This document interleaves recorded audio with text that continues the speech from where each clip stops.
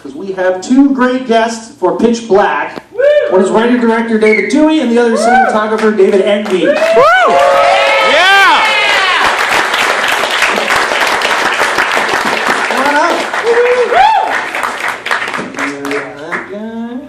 Hi guys. I'm Twohy, he's Eggby. He's Australian. And I just found out he shot the original Mad Max. Not too shabby. Not strictly a horror movie, so you won't be seeing it here. Well, first of all, I want to ask, how many people have seen Pitch Black? Okay, not everyone though, so we don't want to get too spoilery in our talk. But I guess as long as we're here for a horror movie thing, I'm a little interested to talk kind of building up to Pitch Black, because your first two screenwriting credits were Critters 2. Yeah! You don't need to shake your head. They come There's from no nice shame price. here. We like Critters too. The giant Critters ball. It rolls over a guy and then he's all just bones. Fucking awesome. That was my invention. I've been slowly trying to drop it off my resume, but every once in a while it gets resurrected by stuff like this. No way you lead with that shit. But look, Warlock was an original screenplay. It was my first sale. It was my first produced movie, and then I spent like 6 weeks writing on Critters, so I don't think it was my movie. Warlock, I will take responsibility or credit for. Yeah, well, that was the first movie I met you on, because I Yeah, David Eggby shot that too. And we go way back. Yeah, that's from Eggby. Cool, and then, I mean, how did you really transition then from directing? Because I know there's always lots of filmmakers in the audience and they're interested in those kind of stories. Is your first directorial debut was the Jeff Daniels movie, Grand Tour Disaster in Time, right? Exactly. Which is a movie, who here has seen that? Because everyone should. It's a really cool, was that a TV movie? A rare bird. I shot it as a feature. It got released overseas as a feature, got picked up here as a Showtime original movie. They changed the title on me. My title was Grand Tour. It's based on a classic science fiction novella at the time. Really a nice, gentle piece of science fiction. And then Showtime kind of like, I think they recut it and they put like Disaster in Time as the new title. So, and then overseas it was really released as Timescape. It was a mess in terms of its release, but it's a pretty good movie. Yeah, you guys should check it out. It's about, to sum it up really quickly, Jeff Daniels is running, it's like a bed and breakfast, right? And weird guests come, and you basically slowly realize these people are time travelers who like to travel through time to witness horrible disasters. So it's like, oh shit, I feel like something bad maybe is going to happen to my town. Yeah, it's like, okay, they were at the San Francisco earthquake, they were at the Hindenburg disaster in 38 New Jersey. So, well, what are they doing here now? Well, they drop a few days ahead just to do a little shopping before the event. And what do they do with it? They just like to watch it. Yeah, they're disaster groupies. And then he also wrote The Fugitive. I'm very excited. And I'd be remiss if I didn't bring up Waterworld, which is a movie I happen to Yeah! So I feel like it got a bad rep because of the budget, but how do you feel about the movie, personally? I think it's a pretty good half of a movie. And then, yeah, I know what went on. It's basically just came in way too long. The studio was just worried about it on all levels, money, length, everything like that. So the first half, plugs along pretty nicely. The second half gets real choppy, and you can tell they were just like compressing it for time. The director got removed from his own editing room. The studio came in and recut it. So I see the results of that. And also brought John Bruno in to redo all the visual effects. Yeah, they had visual effects problems as well, so they had to redo it. So, choppy, not an uneven movie, but at times, inspired. Choppy waters. Waterworld. And then you did The Arrival, which is another cool movie. And I guess my question is, so that movie was a decent hit. Did you feel that you should do another kind of sci-fi alien movies to follow that up? Is that where Pitch Black came from? Or? From The Arrival to, seems like there was something in between, but Below was after Pitch Black, right? Which was? Below? Yeah, Below, the submarine story. It was after Pitch Black. Yeah. That was a cool movie, one of my favorites. Well, I guess just moving up to Pitch Black, I'm curious what the genesis of that, because it's an interesting movie because it kind of melds genres and it's like, it almost melds what you would think of as a traditional storylines together. I'm kind of curious, what was the seed idea that it grew from? Well, actually, in the case of Pitch Black, it came to me as an existing screenplay called Nightfall, which was basically kind of a rip-off of the Isaac Asimov story of the same name. And it wasn't working. The company came to me and said, look, if you can make the screenplay work, we'll let you direct it. That was the game that they were playing with me back then. Yeah. So I said, sure, I'll take that challenge. And, you know, when I got the script, there was, you know, it was crash land on a planet and people and creatures come out at night, and there you go. There was no Riddick. I had to bring that, you know, together in my script, introduce Riddick in the script, and make the characters sort of unexpectedly deep, you know. What I like about the movie you're about to see is that the characters that you think are the upright characters in the movie turn out not to be, and it sort of speaks to the, you know, the inner spirit of people. Once you apply pressure from the outside, it's interesting to see what that pressure does to people. Some people rise to the occasion, some people just crack and fold. And that kind of pressure can reveal the true nature of people. So I like that not everybody is what they seem in this movie initially. And I like the unexpected depth of characters in a genre movie. That's what I try to do in all cases, and this even the last Riddick, which is movie. And let's talk about the look of the film, because that was definitely something that struck me when I first saw it, especially because this movie kind of feels snuck up on people. And the theaters had a cool trailer. No one really knew who Vin Diesel was at the time. I mean, he was the big guy who dies first in Saving Private Ryan. You just ruined that movie. It's devastating. You mentioned me, I said, but you only lasted 3 minutes. But then it was If you listen to Vin at the time, he goes, like, I'm starring with Tom Hanks in this new movie. With Steven. Really? Wow. You go see the movie, you know, 5 minutes. Had he already recorded his dialogue for the Iron Giant while you guys were shooting? He used the Iron Giant, for those of you who don't know. I think that came after Pitch Black, yeah. We were talking about the look of Pitch Black? Yeah. I was like, that was the end of my story. It looked cool. Tried to get a new look for a sci-fi film, and David came up with the idea of this process called bleach bypass. And I hadn't actually used the technique of bleach bypass. It had been used on films like Seven, and I think another movie, but totally opposite the way we wanted to use it. They did it to saturate the blacks, we did it to like bleach out the highlights. And so you know, David sort of came up with this idea, and I did a lot of testing, and more testing, and found out the best way to go about it. It sort of worked. The producers were pulling their hair out because here we were with their original, trying to sort of shoot this movie with their original negative, and I suggested we do it on the original negative because in the past bleach bypass had been done on into positives or into negatives, and it didn't really work because if you do it on a whole roll, the main thing was to make it look different from the outside lunar landscape to the inside the spacecraft or the outpost. You know, when they're inside, it should look real except for the blue or the red light coming in. But on the landscape, it should look alien. So rather than bleach bypass the whole edited roll, so it meant the same effect would have been on the interiors, we decided to do it on the original negative, so it meant that we could select the exterior scenes as opposed to the interior scenes.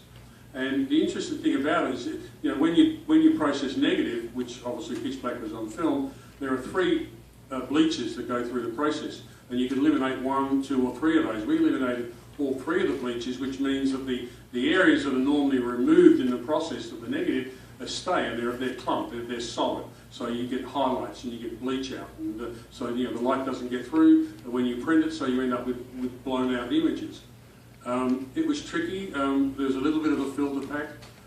The producers were pulling their hair out, and I remember about 3 weeks after we started testing, we actually took some of the negative from 3 weeks earlier and ran it through the process, the lab, and it nearly came back to its original conditioned the way it should be. So in actual, it was a safety for the producers to know that if they needed to, they could go back to the original net. Let me distill what he just said. Let me translate what he said. Basically, we were fucking with the original camera negative, all right, which is the most valuable thing on any movie that shoots on film, right? We were fucking with it in a very experimental way.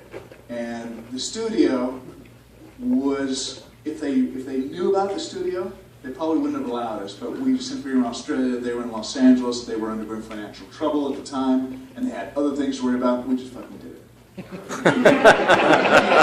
And here we are in the middle of Australia, a place called Twohy with a double head projection system, and I'm watching the dailies come in, and I'm thinking, this is the end of my career. and until that movie, I didn't have any white hair. It was just, I thought this is the end of it, because we were getting these weird images, and you've seen a movie, it wasn't the norm, but the fact is it worked. And the irony was that when we were in Cooper Pedy, in the outback, it was overcast and raining, and it was flat light.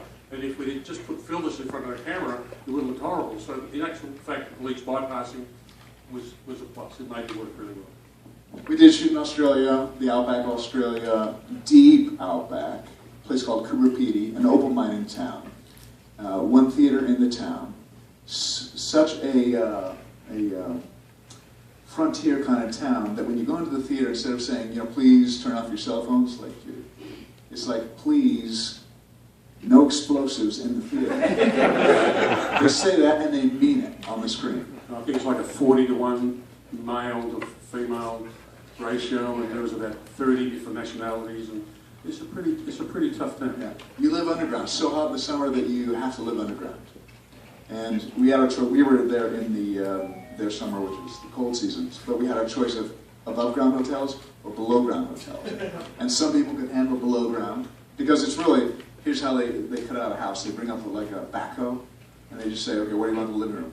Into the side of the hill. They go right there, and you go, blah, blah, blah. And they carve walls out until you get a square. That's your living room. Where do you want the bedroom? This way. And you carve out, and it's just rock walls. It's just, and you see the claw marks from the backhoe. That's a living room. And those are the hotel rooms. I was going to say, what was your hotel like?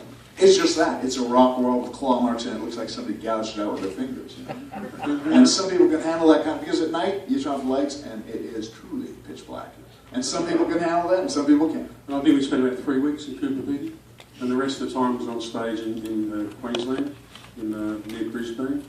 And for me, it was look. I've won more accolades of Pitch Black than any other movie I've worked on, and I'm very proud of the film. And David gave me the opportunity to do something different, which I appreciate.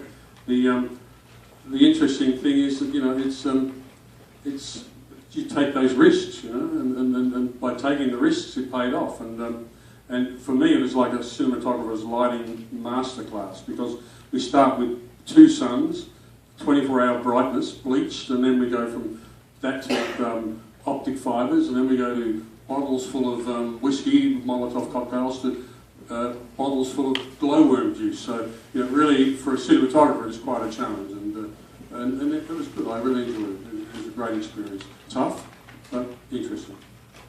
Talk a little bit about the casting. Like, how did you even find?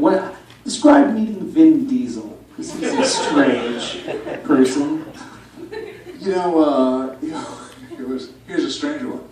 They wanted me to. We were having trouble casting the movie, and kind of to save the movie and get it going, and to please the studio, you had to come up with some kind of name. So they said, all right, we came up with a name, we've already talked to him, we run it by his agent, he wants to do the movie, he wants to meet you. I said, okay, tell me who it is. He said, Steven Seagal. Steven Seagal is Riddick. And they go, I don't think he is. I don't want to do a Steven Seagal movie. And they go, no, you have to, or we're going to shut down production. It's the only way to go. He's the only name that makes sense anymore. I don't want to do Steven Seagal movie. So I basically threatened to shut it down, but they made me go up and meet him at his Hollywood Hill, his home in the hills. I can imagine women were just rubbing him. He was into his Eastern phase, and he showed up wearing some sort of Eastern tunic, you know, the Java tunic thing. That didn't fit your idea for the character? Yeah. And so I had to get him, it was a courtesy meeting, because I knew I wasn't going to cast him, but they had already somebody got on, the producers had gone out on a limb and said, you better take the meeting anyway, right? So it was just me trying to give him enough rope to hang himself. So I'd say things like, now Stephen, you know that scene where Riddick shaves his head, you know? And he's like, with axle grease? You're good with that, right? And, you know, David, I've been meaning to talk to you about that scene. A man's hair is his strength. He's like Samson if he has his hair. If he doesn't have his hair, what is he? Okay, so you don't want to do that? You know, I think people recognize the ponytail. And on and on and on. So basically, I just got out of there and said, you know, thank you, it's great meeting you, but no, it's not going to happen. So they didn't pull the plug on it, and I said, let's just cast best available actors, and I'll try to make a good movie, and hopefully that will carry the day. So, you know, I cast Rhoda Mitchell, I cast Cole Hauser, and Vin Diesel. He was just a guy who came in the door, you know. He was like, hey, your head's already shaved. So. Yeah, I mean, he looked the part, he sounded the part, he auditioned. Not a great audition, because Vin is not a great auditioner. That's not his gift. He really, you know, he really truly wants to inhabit a role, and he really wants to think about it and talk about it. So, but we saw through that. We saw something good there, and we're glad we did. Very glad. Although now I really wish that you shot like a week with Steven Seagal. Back to the Yeah, future. exactly. You had to replace him. Which could be on the Blu-ray. Aww. I mean, I'm happy for you guys. That didn't happen. But the world lost something. We'll talk a little bit, I guess, about the now journey of Riddick, the character. As I hope everyone knows, that the movie Riddick is out tonight. I know some people who talk in the audience already saw it before seeing this. Yeah. As you should. So now, How many here have seen Riddick tonight? Let's see some hands. All right. wait, keep those hands up. Good How many start, good people start. of you have not seen Pitch Black? Wait, of the people who saw Riddick, I meant. Anyone? Okay, I was wondering if this was going to have to be like The Hobbit. Learning where it all began. But yeah, describe, I mean, it's kind of crazy how Riddick has endured. I heard... What's the question? I guess I just wanted to... That's not really a question. I just wanted to talk a little bit about the ongoing... Obviously, like, franchise. Vin has taken ownership of the role, and you guys have both sort of moved forward with I heard he sequels. mortgaged At what his point- house. Yeah, at what point were you like, okay, we got something here, let's, you know, turn this into a franchise? Like, you know, was it like the first weekend after Pitch Black opened, or was No, this a not at all. Not at all. Not later? at all. Pitch Black. We were just trying to get through it without dying. You know, no thoughts of a sequel then. But then, Vin got noticed in Pitch Black. He got noticed from Fast and Furious. We had the opportunity to do the second one. First one was an independent movie made for $22 million. The second one was all studio, developed in studio, a lot of input from studio people, $105 million budget. Yeah. The studio, once we spent that much money and didn't make that much money back, the studio basically said, we're out of this game. We're not going to do it anymore. So there it sat for a while. Vin was cagey enough to get the rights to Riddick back for his cameo in Fast 3. Don't pay me, just give me the rights back. Vin can be very savvy like that sometimes. And then we started to hear from the fans. We kept hearing from the fans that, look, it doesn't have to, just give us more Riddick. It doesn't have to be a big extravaganza. We just want to see Riddick doing cool shit, you know? So we said, well, we can do that.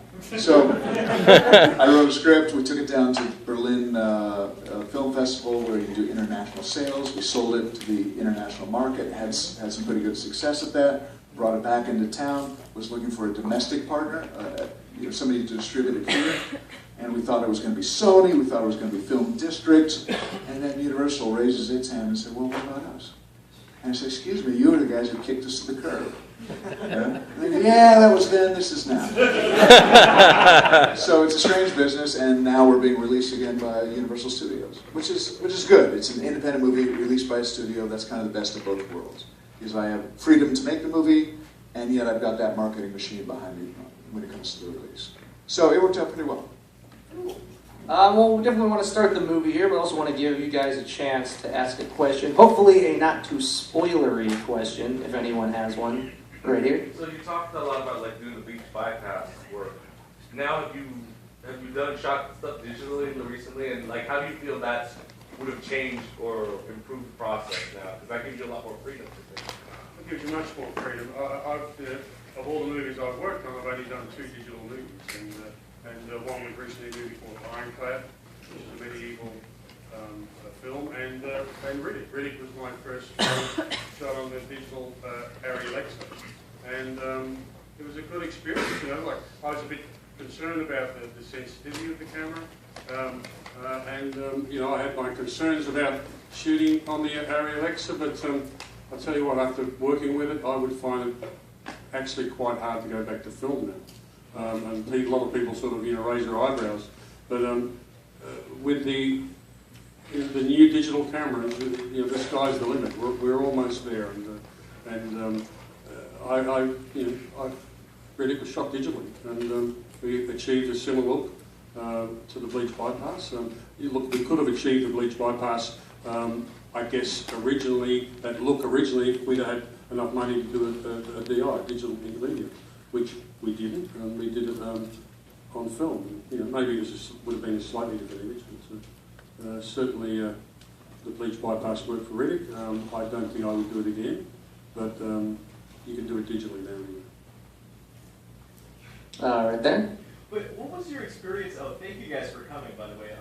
What was your experience working on the first Mad Max, and how did you get people to do all those stunts, like getting hit in the head with a motorcycle? A lot of drugs. I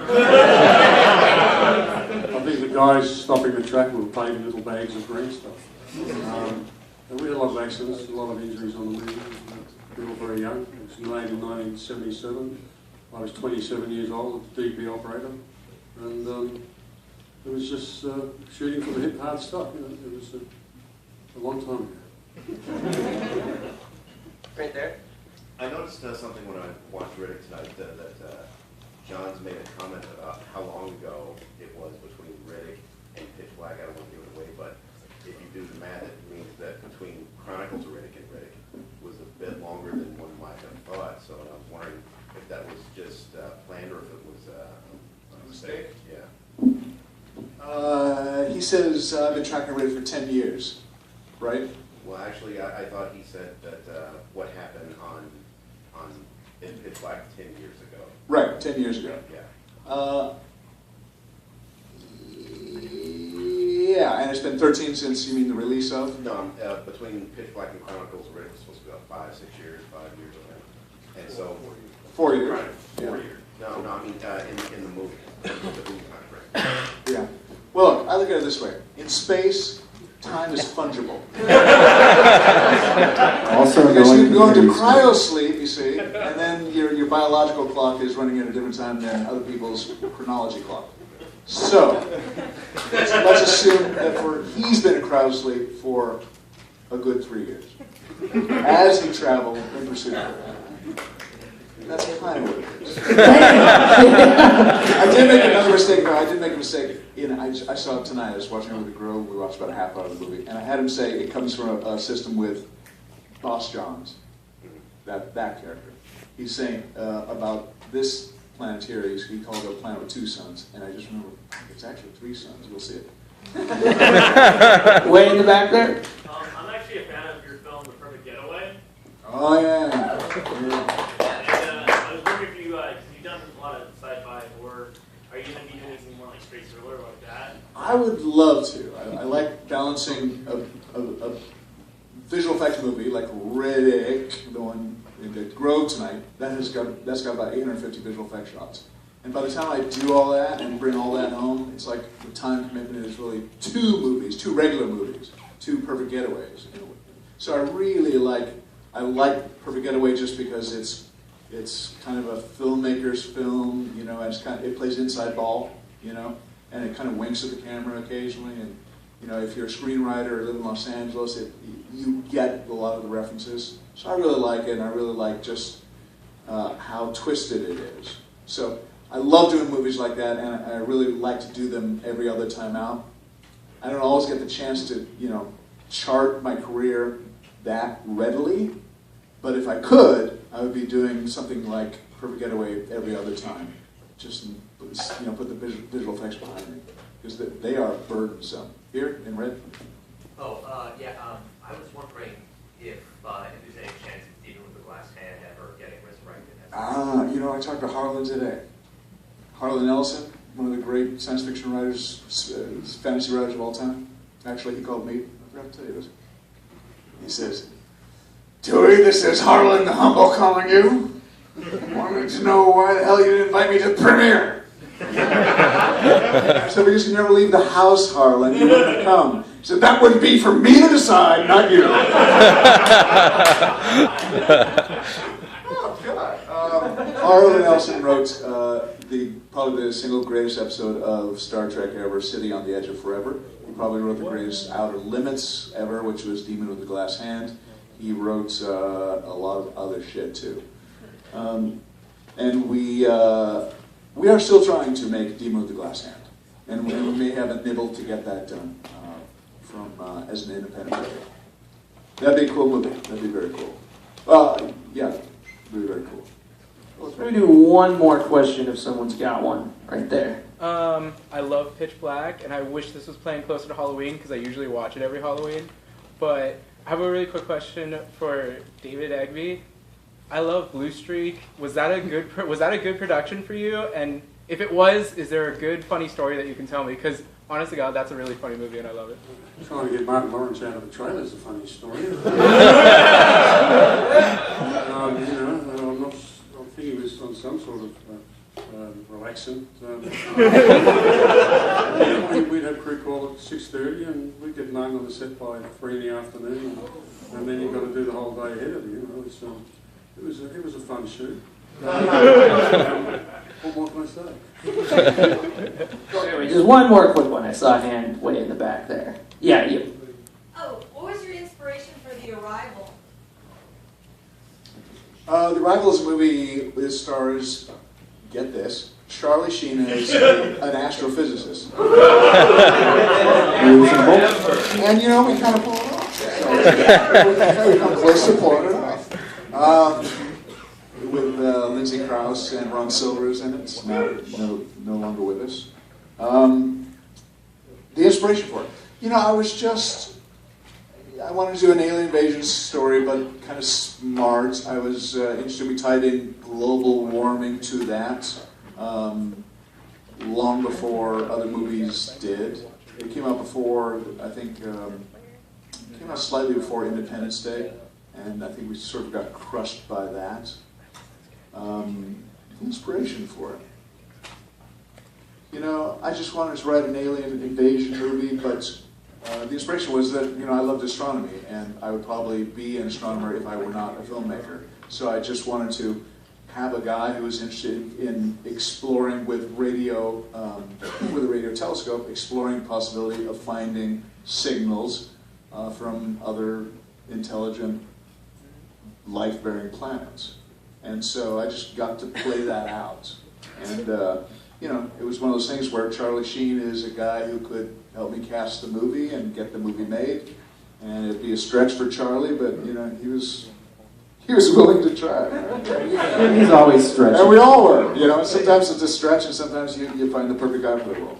So it happens. But look, it was born of my love of astronomy and me trying to understand if we are alone in the cosmos, or if in fact it is more than likely as it is teeming with life out there. So where did Warlock come from?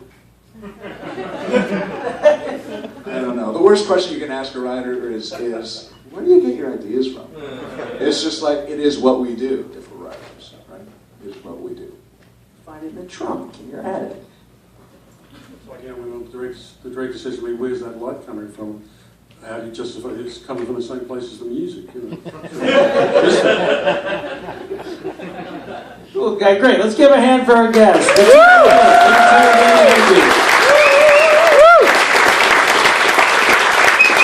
Eggby is staying.